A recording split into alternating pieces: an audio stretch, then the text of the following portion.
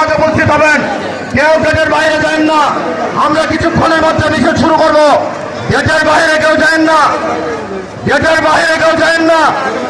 সংগ্রামী ভাইয়ের আমার, আজকে বৈরী আবহাওয়ার মধ্যেও জনতা জনাব বেনজির আহমেদ টিটুর নেতৃত্বে আজকে কালিয়াতীর মানুষ ঐক্যবদ্ধ, তার প্রমাণ আপনারা দিয়েছেন ভাইয়ের আমার।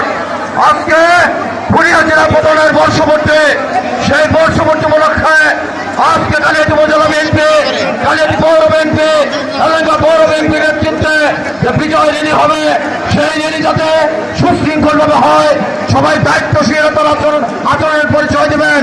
প্রথমে থাকবেন মহিলা নেত্রীরা, মহিলা দলের নেত্রীরা, তারপরে থাকবেন বিএনপির সিনিয়র লিডার, সিনিয়র নেতৃবৃন্দ, যুবদল, ছাত্র